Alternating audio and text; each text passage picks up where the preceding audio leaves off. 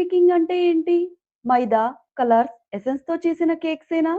ఆరోగ్యంగా బేకింగ్ చేయడం నిజంగా సాధ్యమా? లేదా అది కేవలం మార్కెటింగ్ మాటేనా? మహబూబాబాద్‌కు చెందిన శిరీష గారు ఈ ప్రశ్నలకే సమాధానంగా నిలిచారు. 5 సంవత్సరాలుగా కష్టపడుతూ, గుర్తింపు కోసం పోరాడుతూ, ఎన్ని నిరాకరణలు వచ్చినా వెనక్కి తగ్గకుండా మైదా లేకుండా బేకింగ్ అనే కాన్సెప్ట్‌తో ముందుకు వచ్చారు.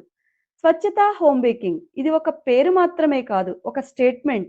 Signature cookies, brownies, customised cakes, pastries, dry nut cakes రుచి మాత్రమే కాదు, ఆరోగ్యాన్ని కూడా అందించే ప్రయత్నం. ఇది నిజంగా సాధ్యమా? లేదా ఇది ఒక సాహసమా?